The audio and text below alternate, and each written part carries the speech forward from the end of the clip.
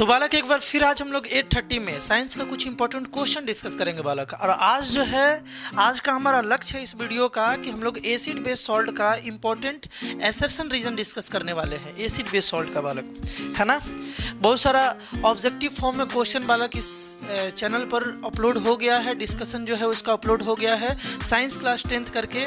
सारा इसमें PYQ nature का क्वेश्चन होता है, यानी कि प्रीवियस ईयर क्वेश्चन होता है। अब उसमें आज कल कैसे क्वेश्चन आ सकता है उसमें ट्रांसफॉर्म करके क्वेश्चन बनाया जाता है ना। तो तुम्हारे लिए काफ़ी बेनिफिशियल हो सकता है अगर एक एक क्वेश्चन को अच्छे से डील करो, अच्छे से कोशिश करो, सेल्फ एनालिसिस करो कि कहाँ गलती हो रहा है। पहले पूरा चैप्टर तुम्हारा पढ़ा हुआ होना चाहिए। जैसे एसिड बेस सॉल्ट का डिस्कशन है तो एसिड बेस सॉल्ट जो है बालक ये तुम्हारा क्लियर होना चाहिए चैप्टर। उसके बाद क्वेश्चन ट्राई करो और देखो कहाँ कमी रह गया है पढ़ने में, थ्योरी कहाँ पर अच्छे से नहीं समझ पाए हो, उस पॉइंट को स्ट्रॉन्ग बनाना है ना। वीडियो तो हम छोटा रखने का कोशिश करते हैं 10-15 मिनट का, है ना। तो वीडियो के बाद कम से कम 10 मिनट टाइम दो वैसे क्वेश्चंस पर जिसे तुम गलत कर रहे हो, उसको नोट डाउन करो, उससे रिलेटेड थ्योरी को रिवाइज करो। तो स्टार्ट करते हैं बालक। हमेशा की तरह आज भी जब ये वीडियो प्रीमियर हो रहा होगा उस समय हम लाइव चैट में होंगे, देखेंगे कितने बच्चे सही आंसर कर रहे हैं और कितना सही आंसर कर रहे हैं। देखो क्वेश्चन नंबर 1 कुछ इस टाइप से था, इसका आंसर क्या होगा। The acid must always be, ये एसर्शन है, the acid must always be added to water with constant stirring. मतलब एसिड को हमेशा पानी में ऐड करना चाहिए ऐसा बोला जा रहा है और हमेशा उसे स्टायर करते रहना चाहिए कांस्टेंट रूप में, है ना। और रीजन इसका दिया हुआ है कि mixing of N acid with water decrease the concentration of H+ ion for unit value. यानी कि एसिड को अगर वाटर में मिलाओगे तो H+ आयन का जो कंसंट्रेशन है पर यूनिट वॉल्यूम, मतलब उसका जो डेंसिटी है बोल सकते हो, वो डिक्रीज होता है। ये रीजन है। तो देखते हैं बालक इसका कौन बच्चे सही आंसर दे रहे हैं। अगर तुम्हारा दोनों A और R दोनों सही है और R करेक्ट एक्सप्लेनेशन है तो ऑप्शन नंबर ये तो तुम जानते ही हो। ये 4 ऑप्शन में से क्या आंसर होगा जल्दी से बता दो हमको, ये 4 ऑप्शन में से कौन सा आंसर होगा। बालक हम बोल रहे हैं कि जो लोग इसका ऑप्शन नंबर C टिक कर रहे हैं वो लोग बिल्कुल सही नहीं है ना। इसका राइट आंसर है बालक B नंबर। यानी कि ये भी बात सही है, ये भी बात सही है, बट यार इसका ये करेक्ट एक्सप्लेनेशन नहीं है। रीजन जो है ना वो करेक्ट एक्सप्लेनेशन नहीं है। करेक्ट एक्सप्लेनेशन क्या होगा इसका, जो बालक करेक्ट एक्सप्लेनेशन होगा वो ये है कि अगर हम लोग एसिड को पानी में ना डालें, है ना, पानी को अगर एसिड में डाल दे तो वहाँ यार आग लगने का डर हो सकता है, क्योंकि अचानक H+ आयन बहुत ज़्यादा रिलीज हो जाएगा। अचानक H+ आयन जो है बालक वो ज़्यादा रिलीज हो जाएगा, तो यहाँ आग लगने का केस हो सकता है। कब?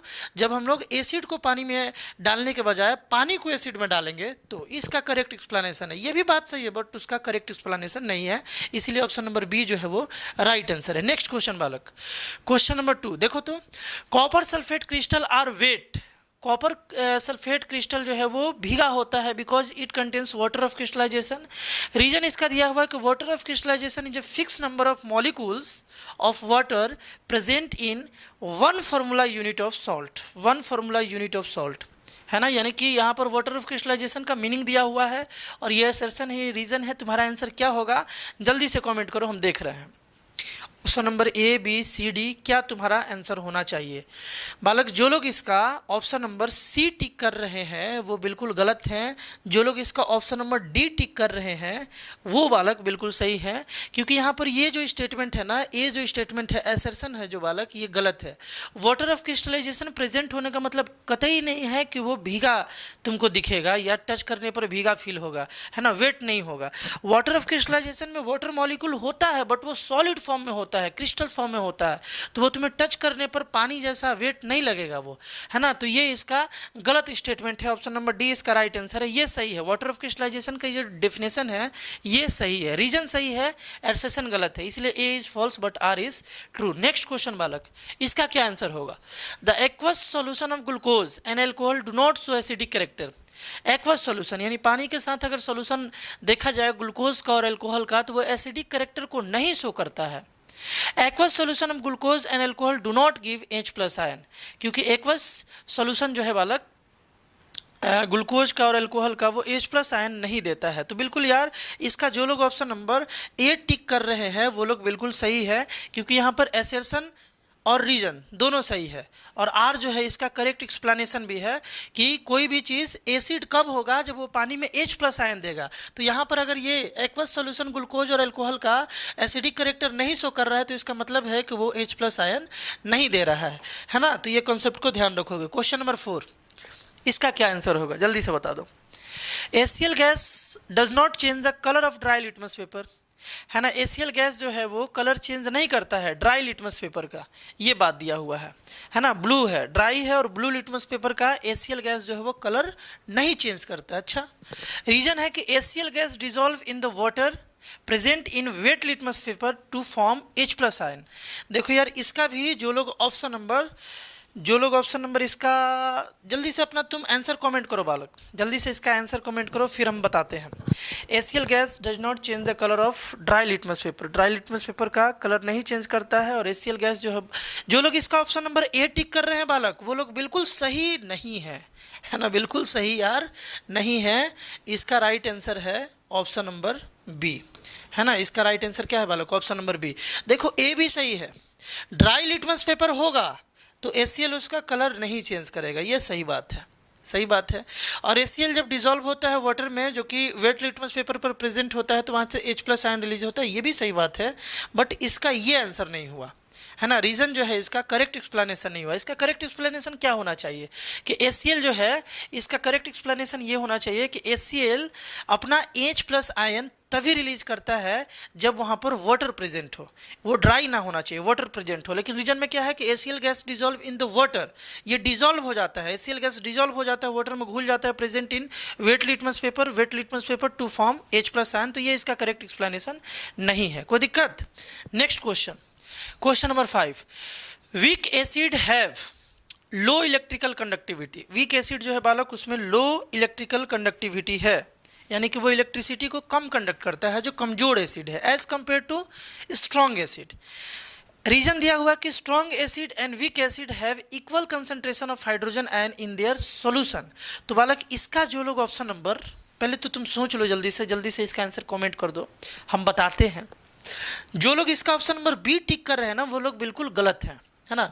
ऑप्शन नंबर सी वाले सही है, क्योंकि यहाँ पर ये वाला बात तो बालक सही है बट ये वाला बात गलत है। स्ट्रॉन्ग एसिड और वीक एसिड दोनों के पास same concentration of hydrogen ion नहीं होता है उसके सॉल्यूशन में।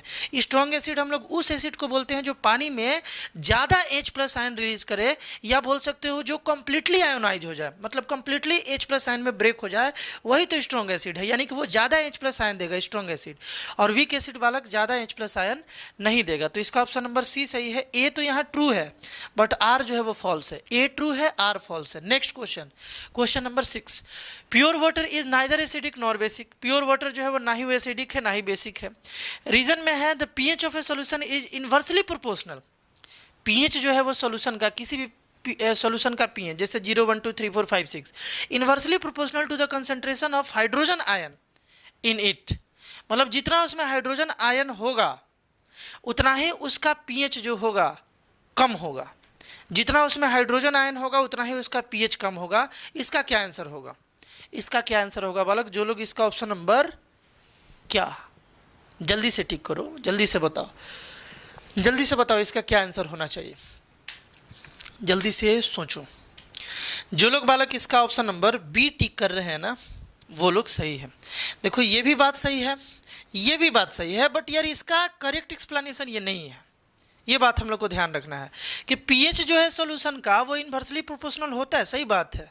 जितना ज़्यादा हाइड्रोजन आयन निकलेगा उतना ज़्यादा वो एसिडिक होगा, और जितना ज़्यादा एसिडिक होगा उसका पीएच कम होता है, समझ रहे हो ना।